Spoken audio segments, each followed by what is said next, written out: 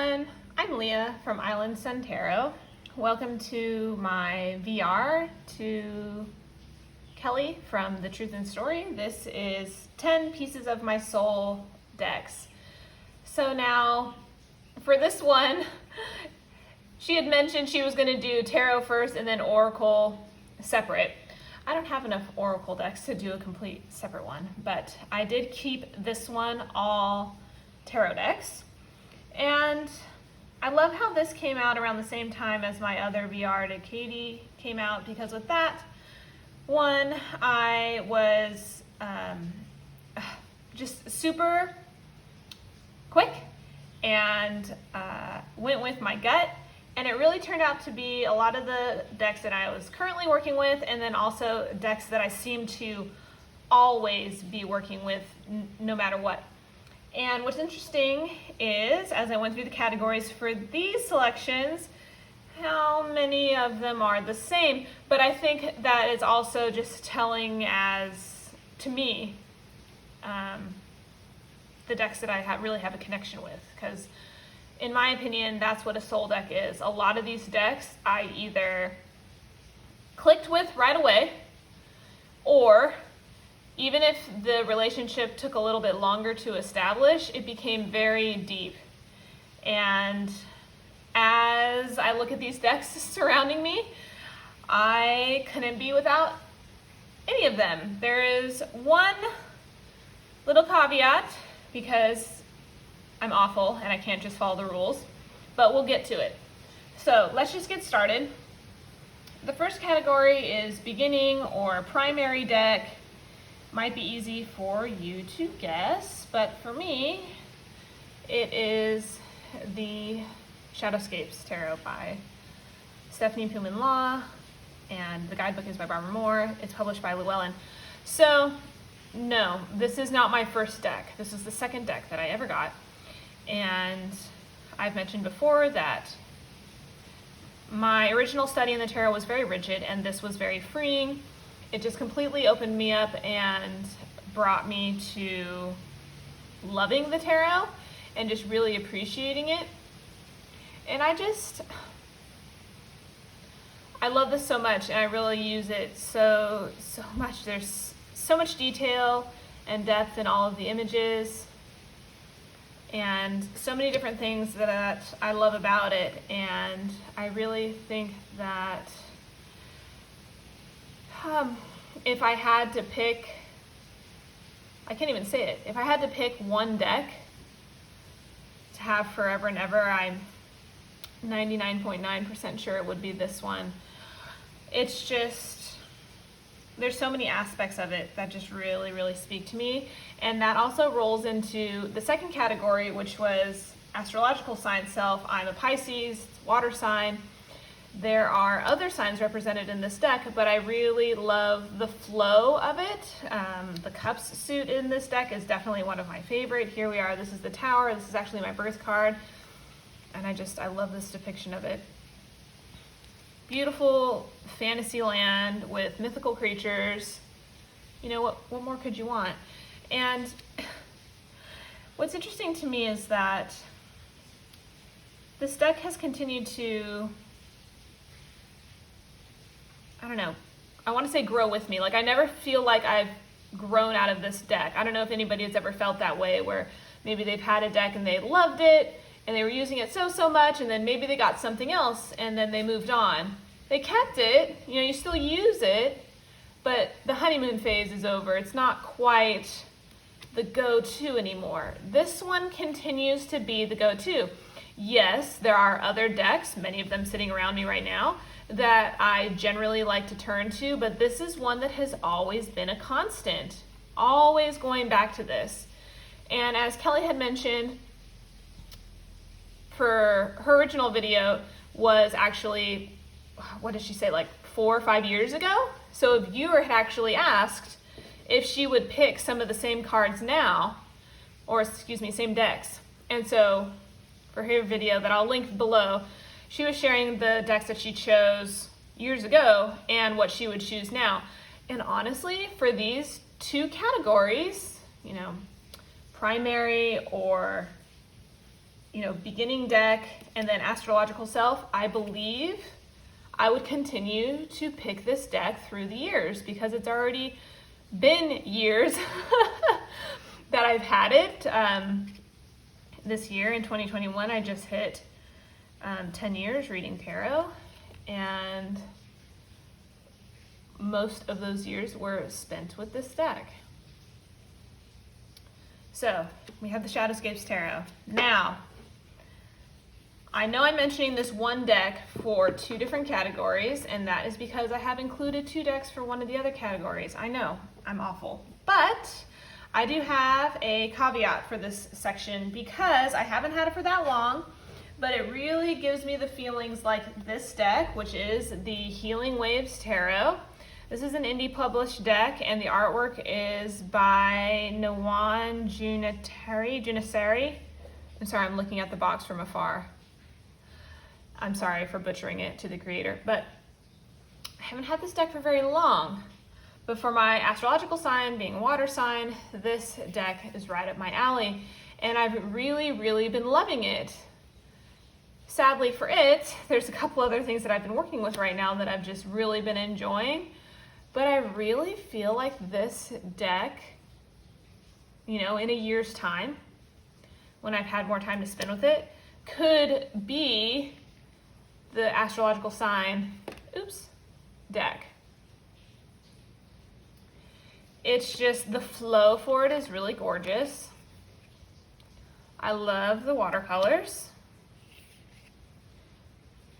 Some of the animals used, it's just very smart.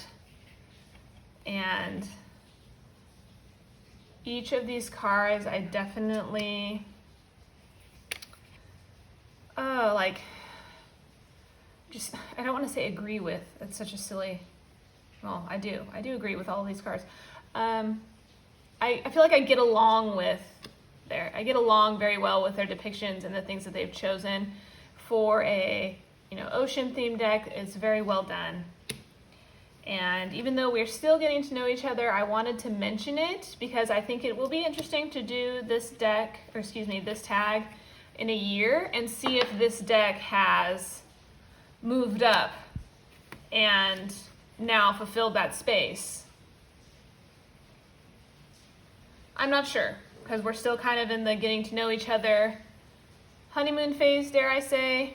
And then also I've been working with some other things right now that have taken a little bit of a priority, and so I haven't quite, devoted all my time to it. This is a gorgeous one to end on. I love this black background with the stars. So yes, we have Healing Waves Tarot, and I wanted to mention it more so for my own recollection for rewatching, because I would like to do this, maybe not every year, but every couple of years. It'd be nice to go back and look and kind of do what Kelly did, sharing the old deck and then what she would choose now. So this was the caveat. It was worth mentioning, Healing Waves Tarot. So then the next section is Fae or Liminal Self, and one of the things that Kelly said that I really liked was a wild space.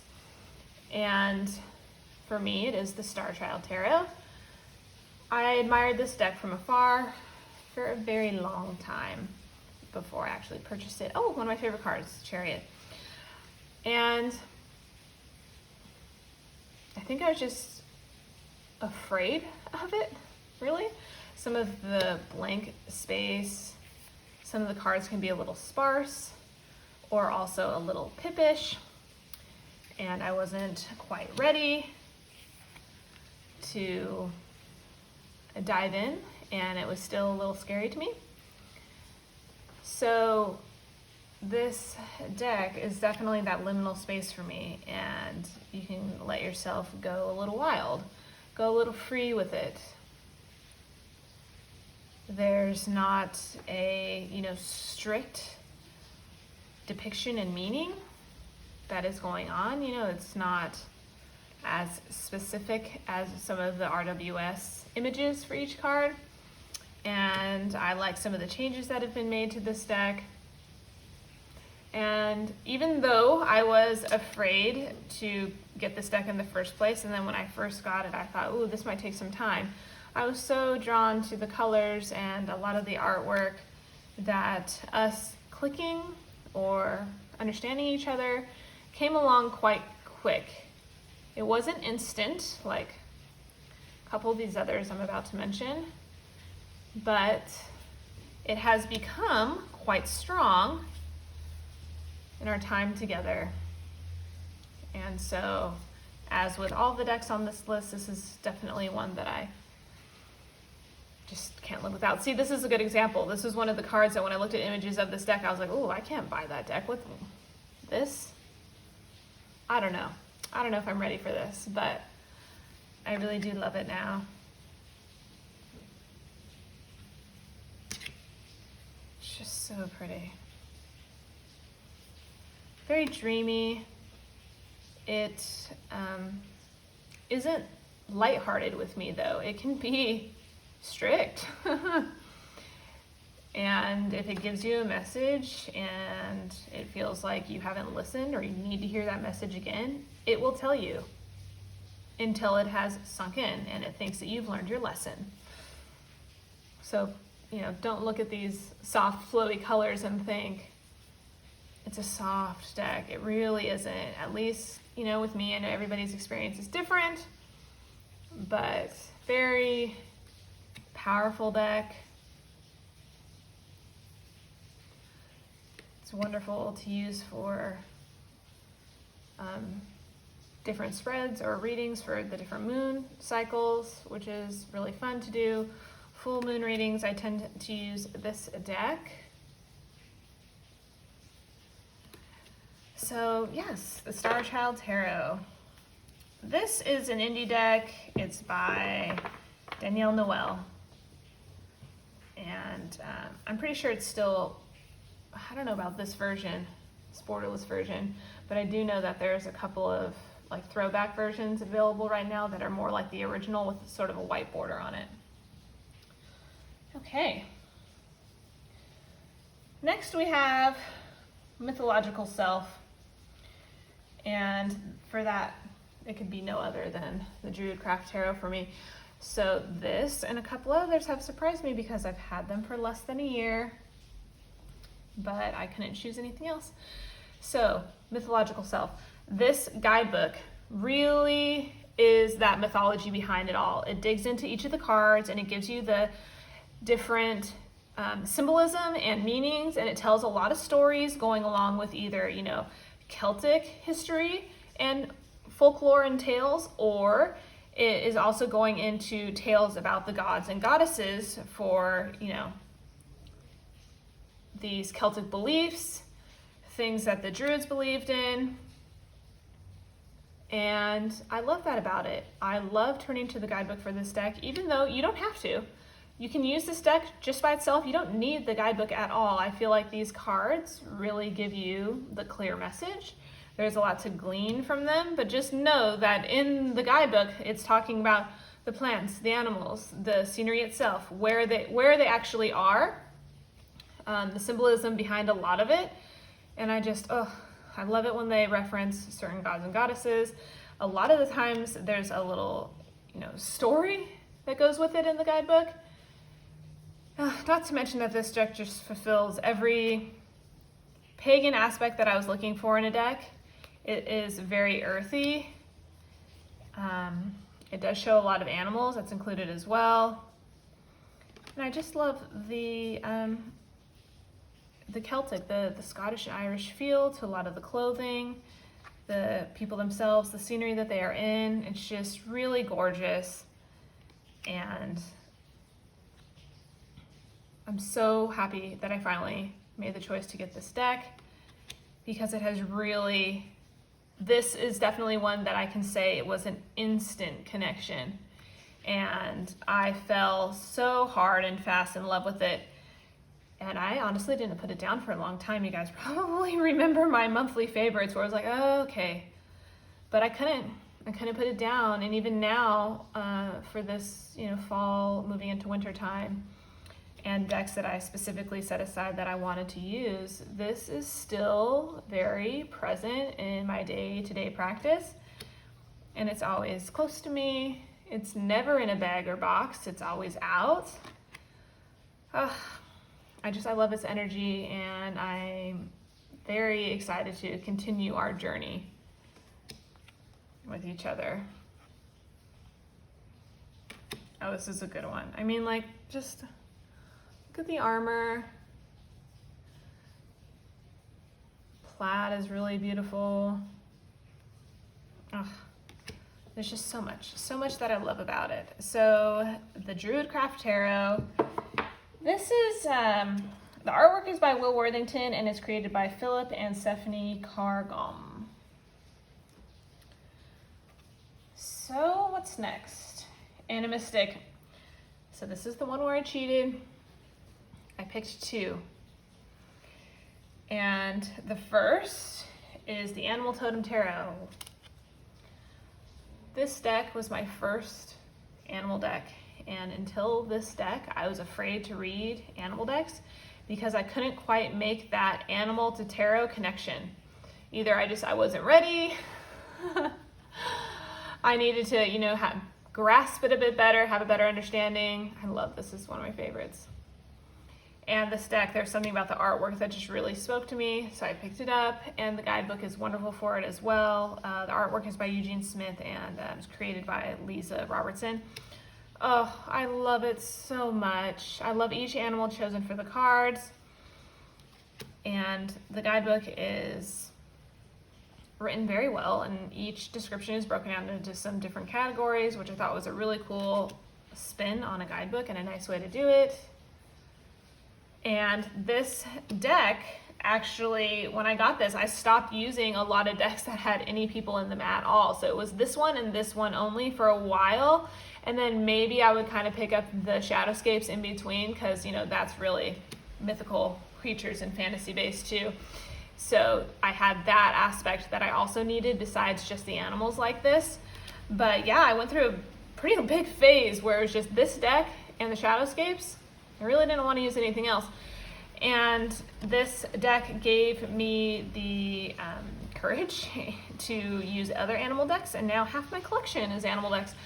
And I'm so grateful to it because it gave me that power and it gave me that strength as a reader, and I'll always be grateful to it for that. And I feel like we have become such great friends, and we're definitely familiar. And I've had it for so long, and I've loved it. It's really beautiful. Last one. Sorry, I could sit here and show the whole deck. So, the Animal Totem Tarot. And I could not, there was a time when this was the only one, right? The only animal deck that I ever needed. And I thought that way for the longest time. But then, of course, there's that white shining horse that comes along, and you realize you can't live without it. It's the Oak, Ash, and Thorn. So this is where I'm cheating. I have to have these two animal decks because for me they offer a couple of different things. Because the Animal Totem Tarot, there's a different animal on each card. This one, the suits are an animal for each suit, and then the majors have different animals. But I like the story that this deck tells through the suits due to the animals that it's showing, and showing that similarity between each card with the same animal. And so I rather like that. So like here we've got pentacles, we have these rabbits, ravens for swords. Not to mention the artwork is just absolutely stunning in this. I'm going to try and hold it real still, but just look at the depth in this crow's eye. Like, there's just so much there. Oh my gosh, this is one of my most favorite cards. I'll hold it real close. Look at the baby. Sorry, I've been trying to film this for like 3 or 4 days, and it's just been raining nonstop. Hopefully it won't get too bad. The Empress. This deck, it's just, so I barely just passed a year with this deck.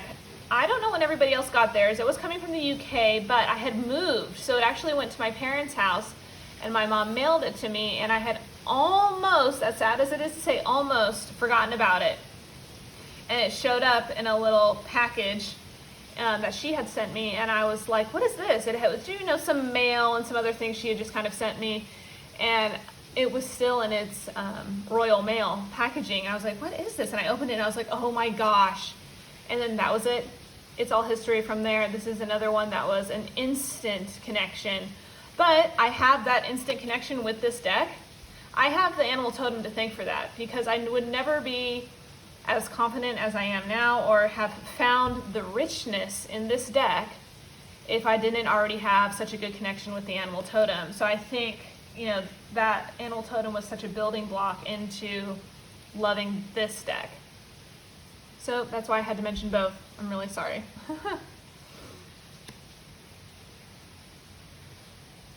And this is definitely another one that I'm always working with.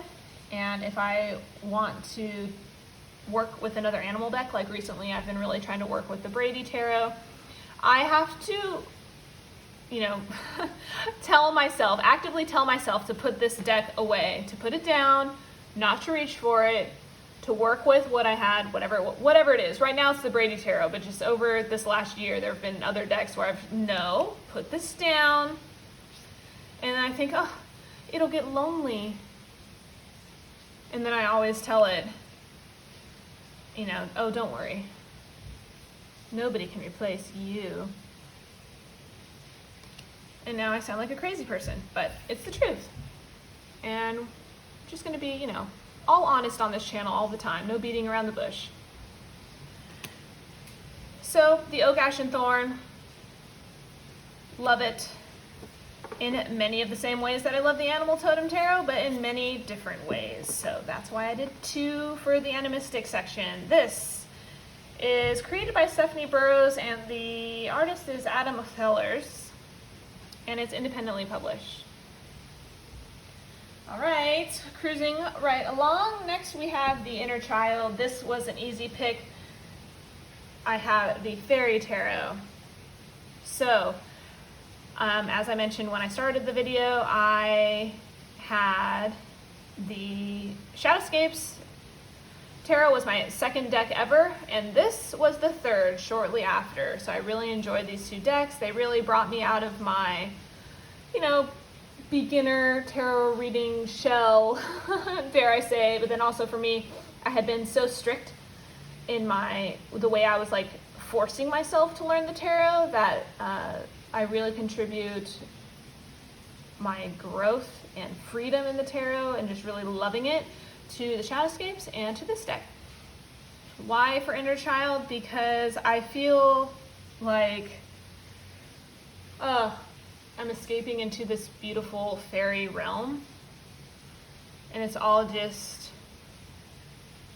dreamy, a little cheesy, but it's the kind of cheesy that I need in my life, and it makes me smile. And this deck just makes me so happy. And then also, this was the deck that I first used to read for other people. And you wonder why not the Shadowscapes. The Shadowscapes, I was a little, territorial sounds like such a, aggressive word to use. But I think it was real special. Not that this isn't, but there was something really special about the Shadowscapes that I didn't want to use it for other people right away. I do now. But just, I don't know, there's something about it. And this one is so fun. I feel like it's always been really well received. And some of the cards are a little bit more, dare we say, gentle. Or, they've been renamed a little bit. But these fairies will, slap you on the hand if they need to. They can be tarts and they're cheeky. But it's fun. They're so fun. Oh, I love it. I really do. I love what each card gives you on it. There's only a couple cards that the artwork's a little wonky, or maybe I don't necessarily agree with everything that's written down at the bottom, but it's okay. Just go with it. I feel like there's enough in each of the images to, do your own thing. And that's what makes it fun. So, Inner Child, this is definitely it. It gives me all the hidden forest, with the fairies, Peter Pan vibes in a lot of the cards. Some of them give me Lord of the Rings feelings too, which I love. And the first person that I did a reading for, besides myself, was my grandma, so I get a lot of her energy in this deck too. And I couldn't be without this deck. It's just so fun. And a lot of my favorite cards are from this deck that even when I'm reading with other decks, and of course I can't think of one off the top of my head. The Six of Wands. The picture from this deck flashes in my mind, and then I continue reading. It's very, very interesting, some of the things that you think when you're reading other decks, and I think it was just because this deck was so instrumental. This one too. Oh, look at this guy. I mean, like, how could you not smile at that and love him? So yes, that's like one of the like elf vibe ones to me. So we have the Fairy Tarot. Yes, I've had this forever. The box says Doreen Virtue and Radley Valentine, but if you buy it now, it's just Radley Valentine, and it's readily available. It's published by Hay House, and you can actually get it for pretty cheap. So, Fairy Tarot. What do we have next? We have the Healer Self. Now, I've mentioned this deck before. We have the Crystal Visions Tarot. This is by Jennifer Galasso. It's published by US Games. So, I've mentioned this deck before because if I'm really like frustrated or flustered and I don't feel like waiting for any of my decks to call to me or deciding myself, oh, I think I'm gonna work with so-and-so today. No, if I'm frustrated and upset and I don't want to hem and haw over it, this is the deck that I go to, because it's not that it is to me. It is easy for me to read because we have such a deep connection. Is it an easy deck or a beginner deck? Sure. Could a beginner pick up this deck and enjoy it? Of course. Could an experienced tarot reader pick up this deck and enjoy it? Yes. But for me, the easy part comes from the familiarity that we have with each other, and it's very kindred for me, this deck. This was one of the decks that I got shortly after my little stint with Shadowscapes that I had and the Fairy Tarot. I had those for a while. The next deck that I got was this one. So notice how there's a trend of these ones being the soul decks and that deeper connection, and I've definitely had them the longest. So that thought of it being easy to read with and my go-to when I'm flustered and upset and I don't want to think about it makes it that healer deck. I use all these decks, any of my decks, for any type of healing depending on what it is. But I've used this one a lot, or the most, besides one other that I will mention, and we'll talk about why when I get to that one. But this is the sobbing, crying, hands are shaking, you're trying to get this deck out of its little velour bag, and you get that calm from it. And so this deck knows me like that, and I feel like maybe not all the other ones do. So it gets that version of me that's very raw, and it accepts it and embraces me, and also can be straightforward and blunt when I need it to be. But if I'm gonna have straightforward and blunt and hey, open your eyes, stop being silly, don't be a fool, I want to hear that from this deck.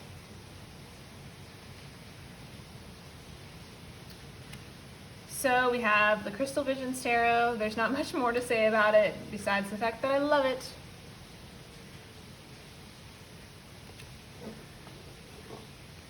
And again, this is published by US Games. It's still readily available, although I wish they would reprint it, but let's not go off on a tangent.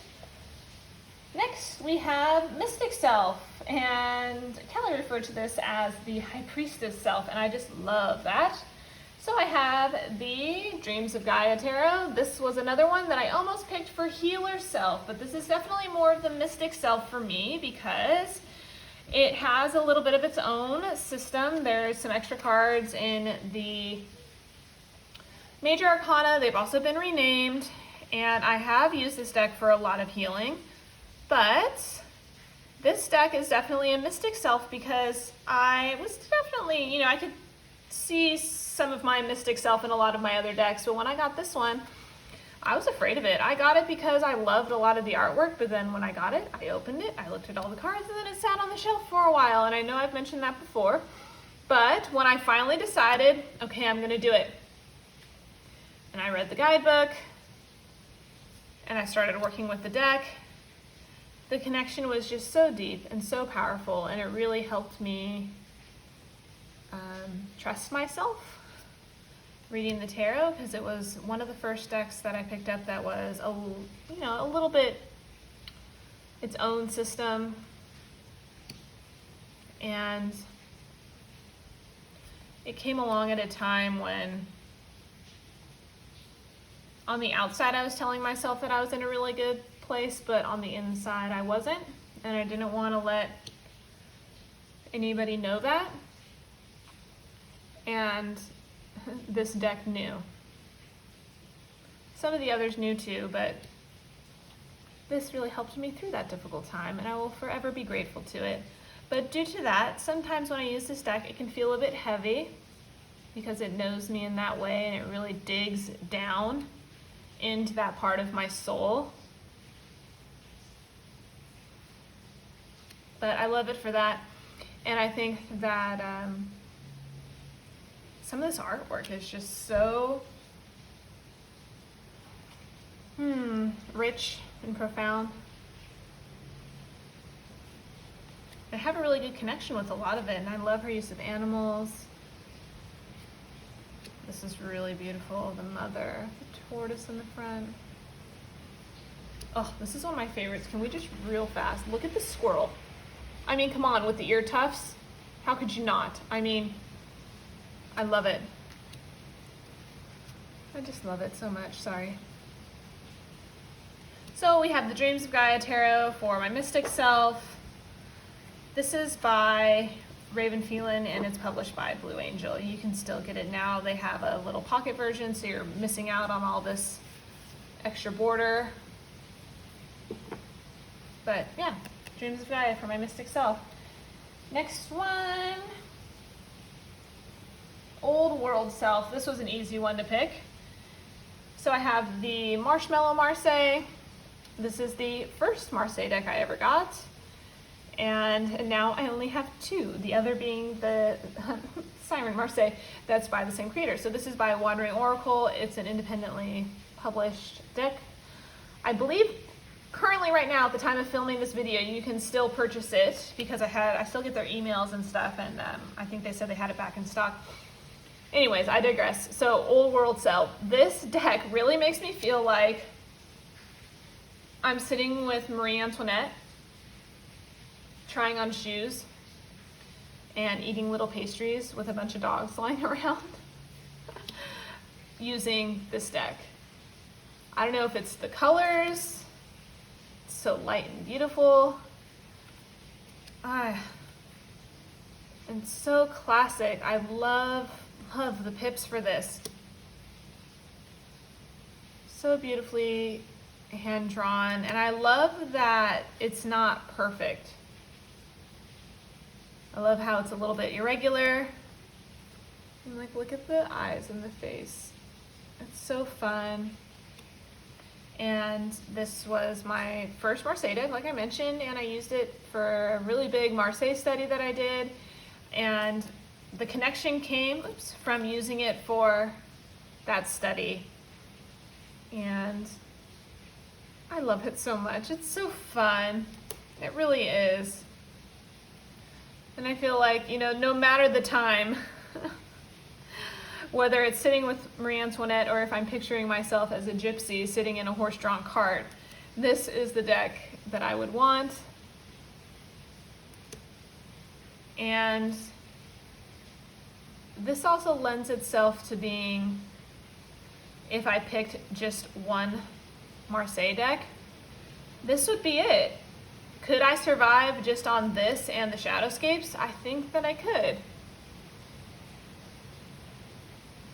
And I say that thinking to myself, oh, maybe not. But really, if I had to go completely minimal, this would be it.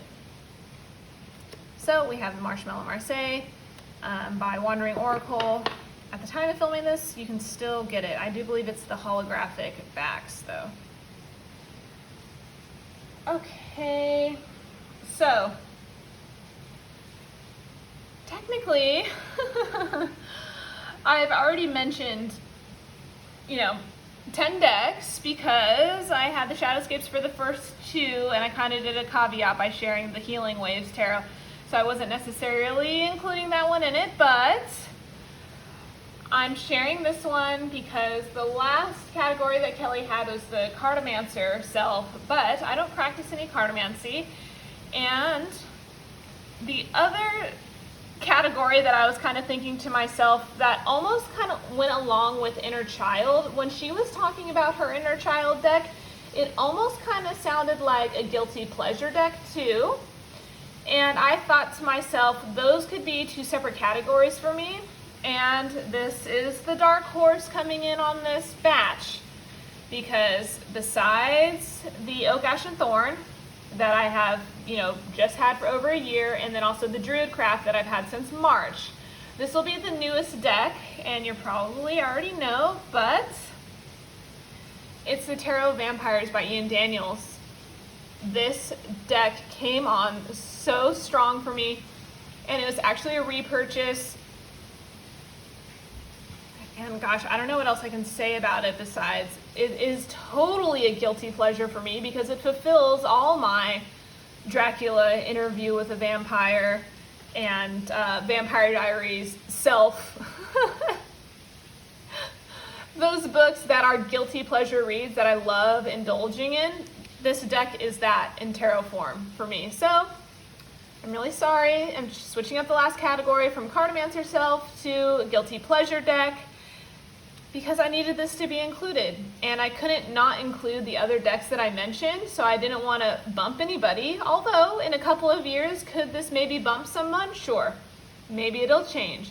But for right now, I'm adding in a 10th category as guilty pleasure because this is totally it for me, and this is everything I didn't know that I needed. I had culled this deck before purely based on the fact that I never really worked with it. I was working with other stuff. I didn't give it the time of day. I was moving. I bought it only just to read the guidebook, or at least that's what I told myself, and then I didn't give it a second thought. And I purely repurchased it to work with it in the fall, and oh my gosh, I have been loving it so much. But if you've seen some of my other videos, you're probably tired of hearing me talk about it. But too bad. I'm not sorry, because it needs to be talked about, and I want everybody to see this deck and to love it. So again, with like the Fairy Tarot that I mentioned for my Inner Child, this can be a little cheesy. And it's the kind of cheesy that is so gorgeous. I love it when it gives me a laugh. It can also be serious, straightforward. Sometimes I feel like it can be sarcastic with me. But I also feel like it's starting to get to know me. And so it knows that it can be sarcastic because I'm very sarcastic. And it also has a little bit of dry humor in there for me, which I love. Oh, it's just everything. I mean, like, look at that. Look at him. It's just so beautiful.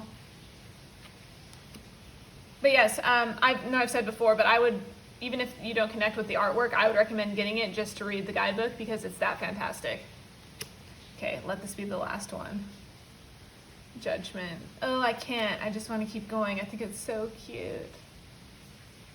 It's so rich. I feel like this is the dark version of the Shadowscapes. Maybe that's why I have such a connection with it. Oh, so much about it. The cards are very detailed. And it is totally a guilty pleasure to use. I get so much joy out of it. It's you know, it's practically sinful how much I like this deck, because I have definitely put off working with some other decks to use this one. And it's like, nope, sorry, not sorry. And I just use it anyways. And I'm going to mention it every single time because I still can't get over it, this ruby metallic Sharpie that I used on the edges. I was trying to do this kind of mauve color that's behind the rose, and I think it turned out just perfect. So, with a little caveat and a change of a category, there you have the 10 Pieces of My Soul decks, and this was so fun, and I love seeing the similarities between this and the 10 that I picked for Katie Flowers, only 10 decks, because a lot of these decks are the decks that I work with year-round.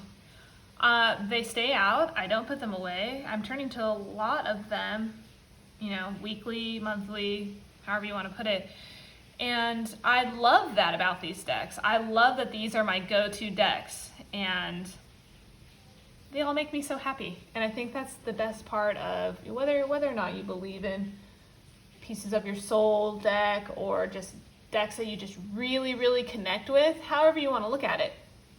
Whether that connection was instant, took time to, you know, establish, as long as you have that connection, and there's almost an intimacy in the healing and the thoughts and how you're coming to these decks with your raw emotions, that really makes that part of your soul. So there you have it, everybody.